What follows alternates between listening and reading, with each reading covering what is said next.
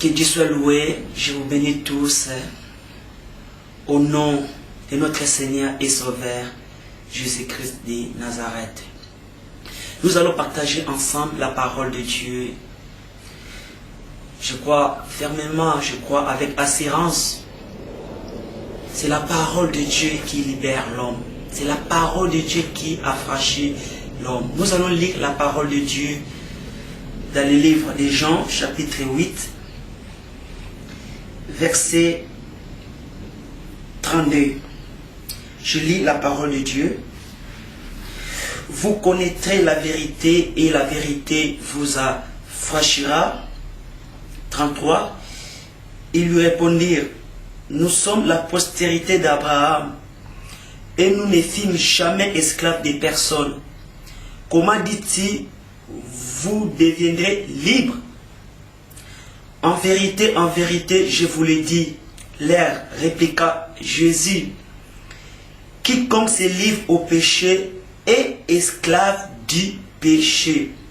Or, l'esclave ne demeure pas toujours dans la maison. Le Fils y demeure toujours. Si donc le Fils vous a affranchi, vous serez réellement libre. Je sais que vous êtes la postérité d'Abraham, mais vous cherchez à me faire mourir, parce que ma parole ne pénètre pas en vous. Je dis ce que je vis chez mon Père, et vous, vous faites ce que vous avez entendu de la part de votre Père. Ils lui répondirent, notre Père c'est Abraham. Jésus leur dit, si vous étiez enfant d'Abraham, vous feriez les œuvres d'Abraham. Mais maintenant vous cherchez à me faire mourir, moi qui vous ai dit la vérité que j'ai entendue de Dieu. Cela Abraham ne l'a point fait. Vous faites les œuvres de votre Père. Ils lui dirent, nous ne sommes pas des enfants illégitimes. Nous avons un Père, Dieu. Jésus leur dit, si Dieu était votre Père, vous m'aimeriez, car c'est le Dieu que je suis sorti et que je viens. Je ne suis pas venu de moi-même, mais c'est lui qui m'a envoyé. Gloire au Seigneur.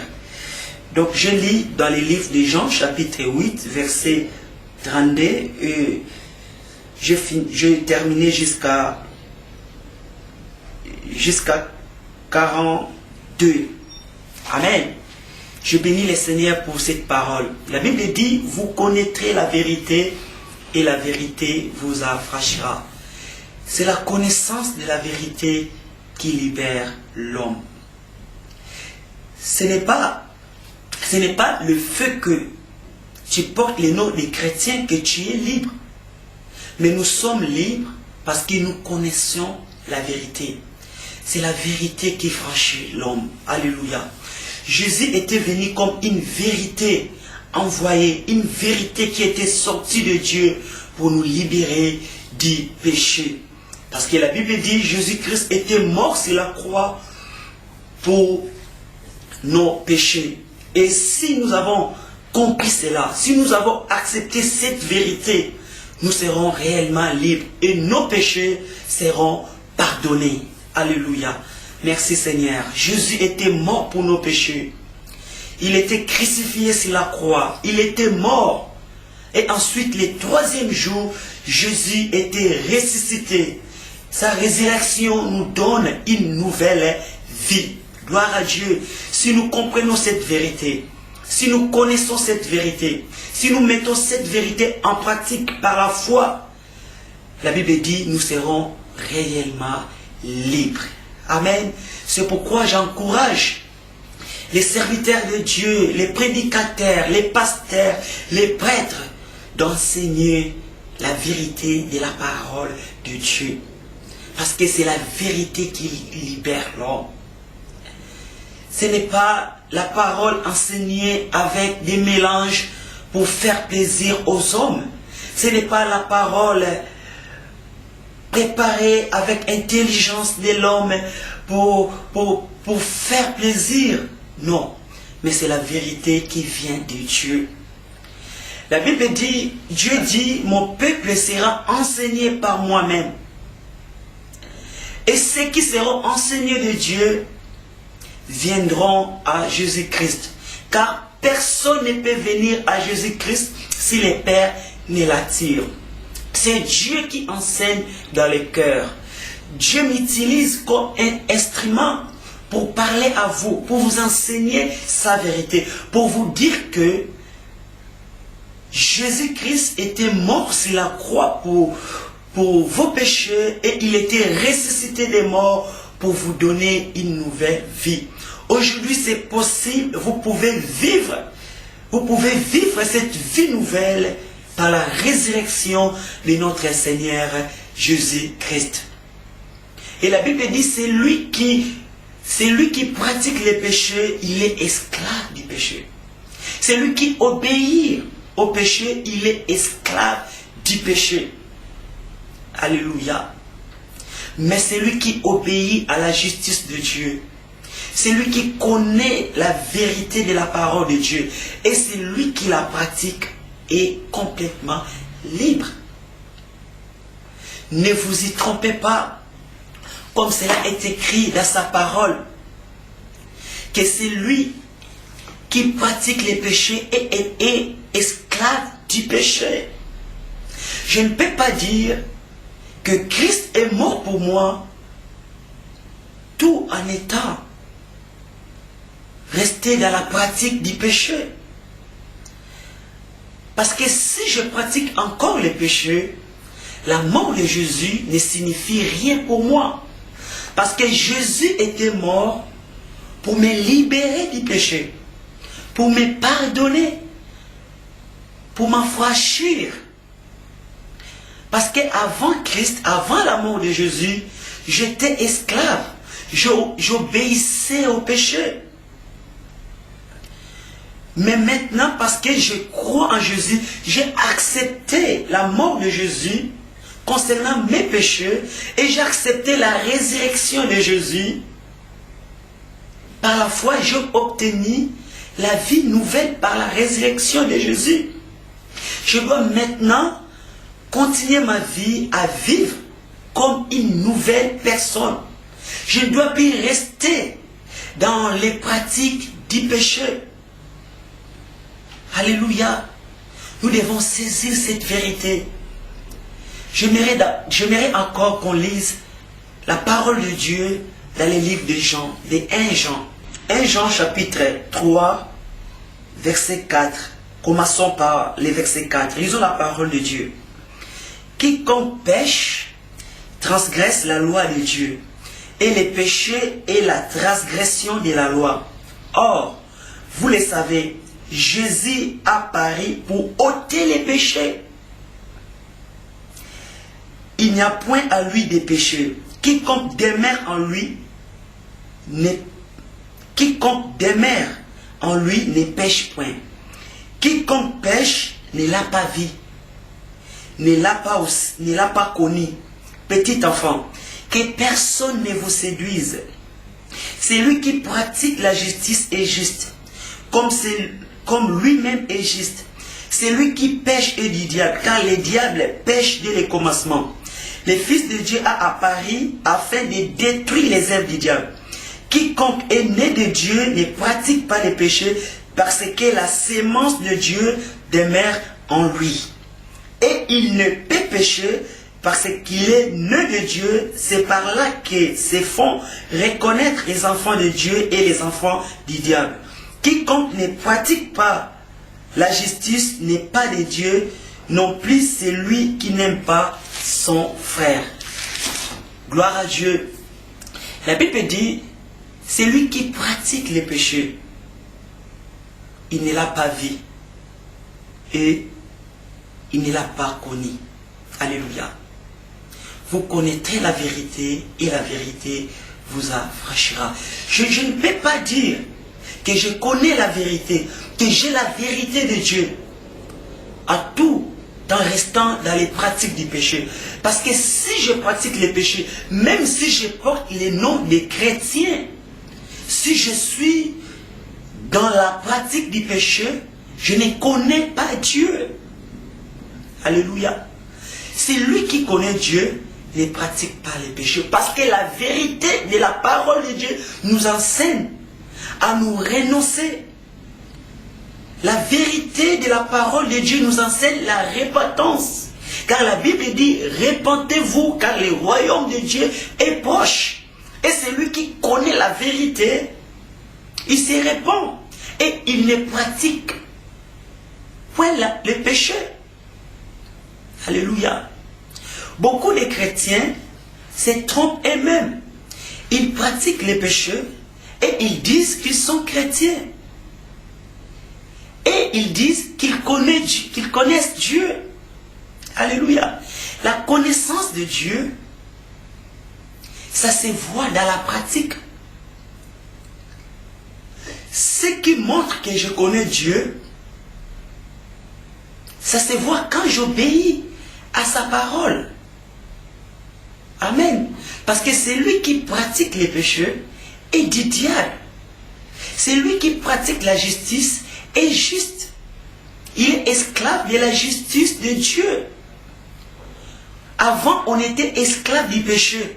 Mais Jésus nous a libérés de l'esclavagisme du péché pour nous faire des esclaves de la justice de Dieu. Une fois libéré du péché, je suis esclave de la justice. Je dois m'appliquer à obéir à Dieu. Alléluia. Et cela, ça se voit dans la pratique. Amen. Parce que la Bible dit, vous connaîtrez la vérité et la vérité vous affranchira. Bien-aimés, la Bible nous enseigne les renoncements. Nous devons renoncer à toute chose qui ne glorifie pas Dieu. Nous devons renoncer aux mensonges. Nous devons renoncer à la fornication.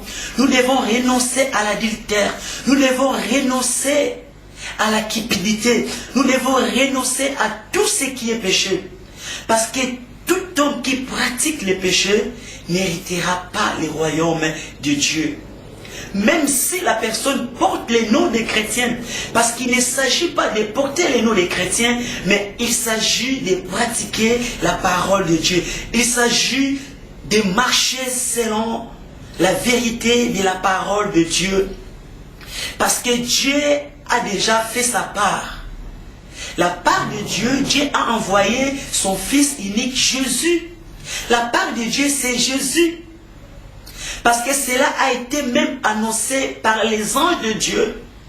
L'ange Gabriel a annoncé à Marie que cet enfant sauvera son peuple du péché. Jésus était venu nous sauver du péché.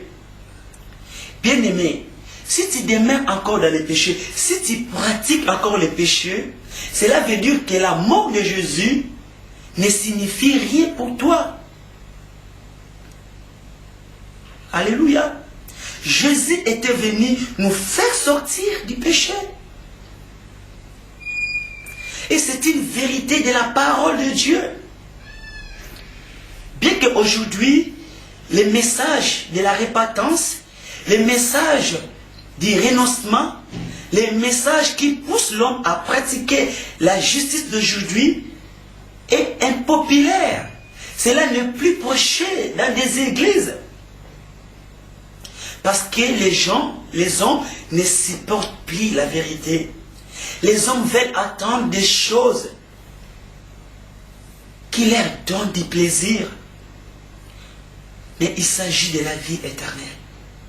Il s'agit de votre vie bien-aimée. Il s'agit que vous abandonnez ces choses qui n'est pas à la gloire de Dieu. Le message de Jésus, c'est le message de la liberté. C'est le message de la délivrance. Parce que Dieu nous enseigne à partir de notre cœur. Quand Dieu nous parle, Dieu parle à notre cœur. Dieu veut que notre cœur soit changé. Je veux que nous soyons des enfants obéissants. Bien-aimé, toi qui écoutes ces messages, la Bible dit, aujourd'hui, si tu attends sa voix, n'indexez pas votre cœur. Renonce à ta vie. Renonce à tout ce qui ne glorifie pas Dieu. Comment tu peux marcher avec Dieu? Comment Dieu peut t'agréer? Si tu pratiques les péchés, si tu es dans les mensonges, tu es dans la médisance, tu es dans la calomnie, si tu es dans les critiques, si tu pratiques toutes ces choses que Dieu hait, que Dieu déteste, comment Dieu peut t'accepter? Comment tu peux être appelé, comment Dieu peut t'appeler son fils, son enfant? Si tu pratiques encore les œuvres du diable, parce que la Bible dit, Jésus était apparu pour détruire les œuvres du diable, pour détruire les péchés. Jésus a réduit à l'impuissance l'homme du péché. Le péché ne doit plus nous dominer parce que Jésus était mort. Par la foi, on était mort avec Christ sur la croix. Et par sa résurrection, nous avons reçu la vie nouvelle. Non comme une mérite, mais comme un don de Dieu. Un don gratuit. Alléluia. Dieu nous a donné la vie nouvelle. Dieu nous a donné la vie éternelle comme un don. Bien-aimé, il est temps de changer ta vie. Il est temps de marcher selon la volonté de Dieu. Ne dis pas dans ton cœur que le péché est plus fort que toi. Ne dis pas cela parce que cela est un mensonge de l'ennemi. C'est un mensonge de Satan. Parce que la Bible dit, Jésus a réduit à l'impuissance le péché. En Jésus-Christ, le péché ne nous domine plus. En Jésus-Christ, nous avons reçu la puissance de dominer sur les péchés. Acceptons la vie de Dieu. Acceptons la mort de Jésus. Acceptons sa résurrection. C'est vrai que on ne peut rien faire de nous-mêmes.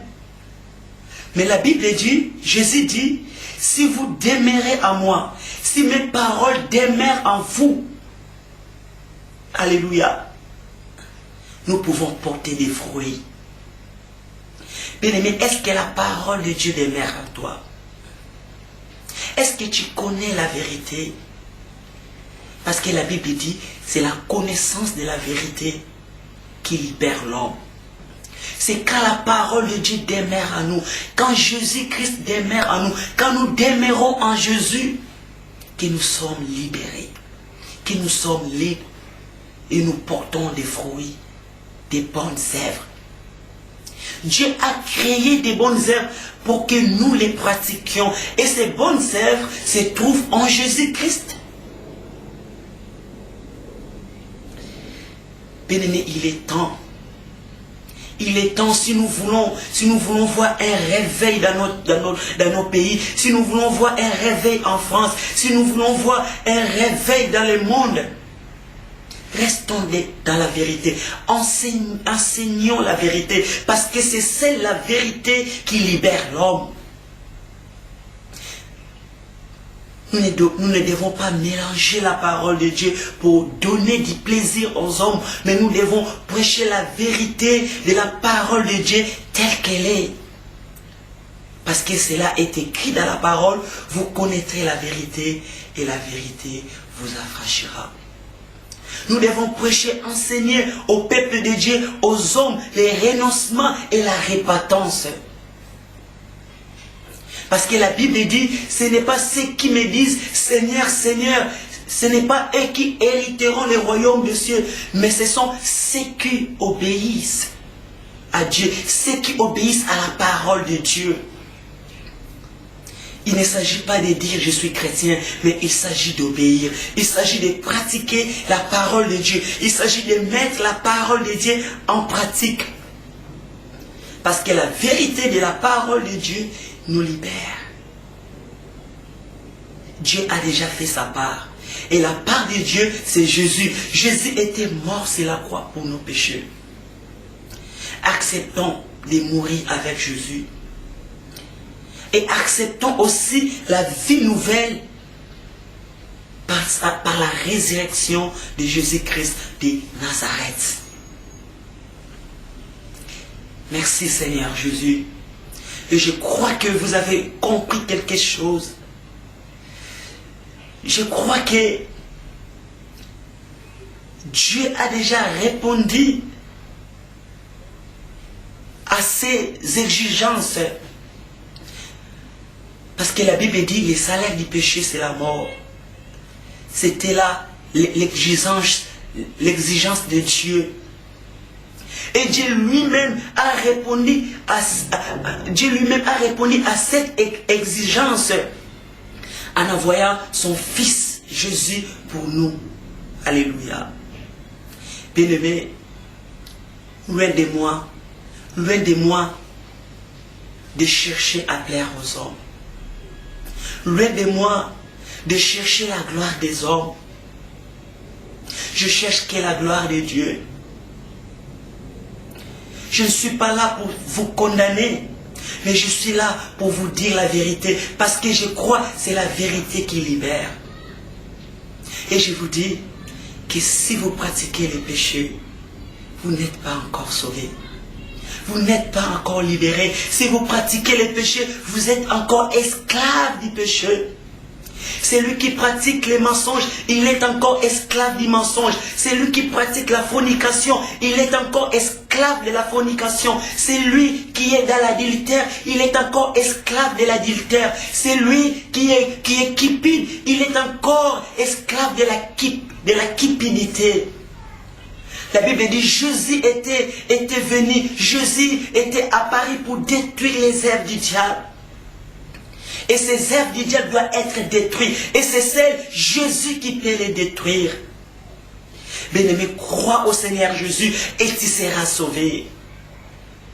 Donne ton cœur à Dieu, car ce que Dieu veut de toi, c'est ton cœur, que ton cœur soit saint.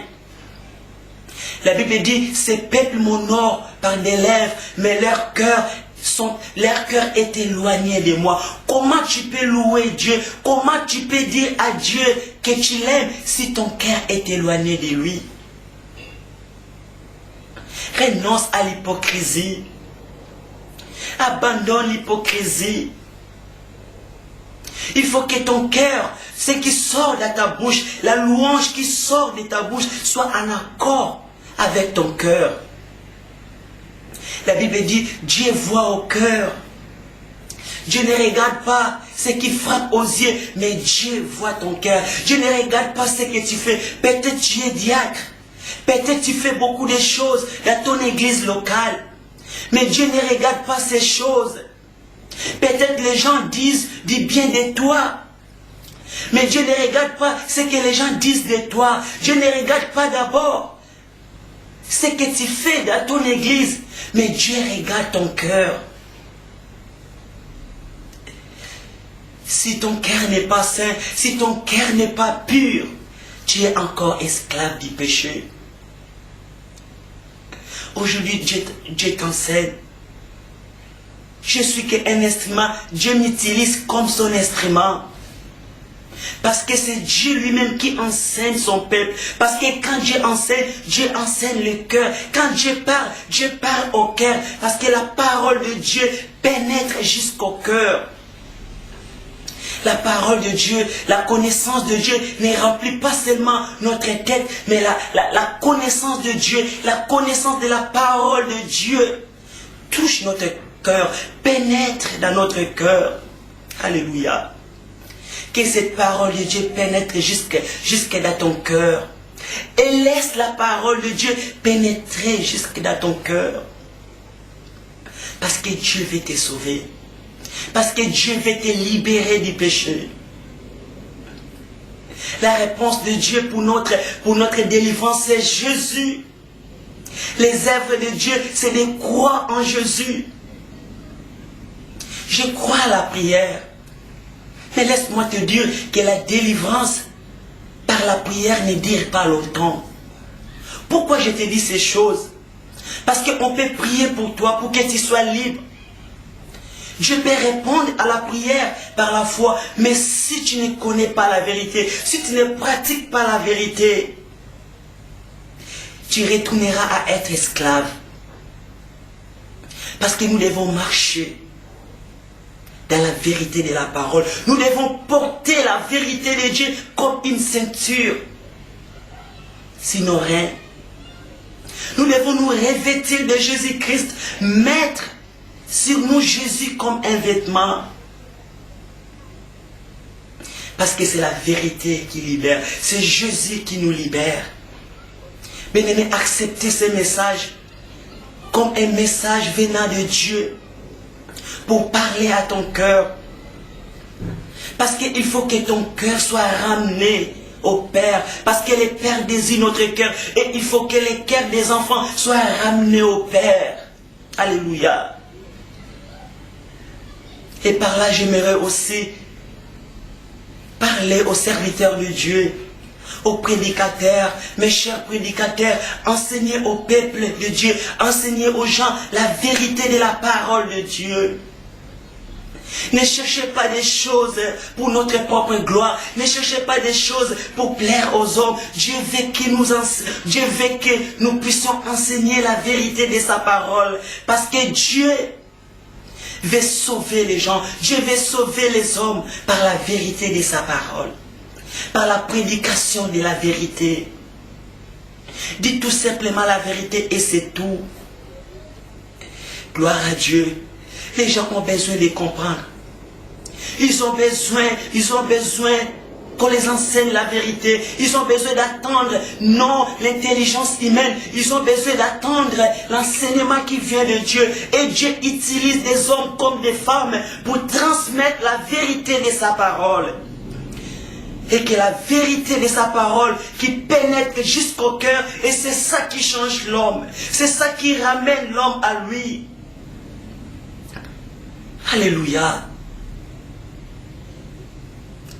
La Bible dit, heureux ceux qui lavent leurs robes, et ceux qui ont le droit de manger sur la table avec Jésus.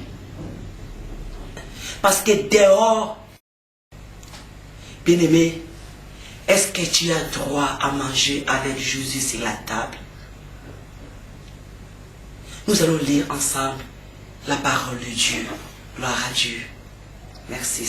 Apocalypse, chapitre 22, verset 11. Je lis la parole de Dieu.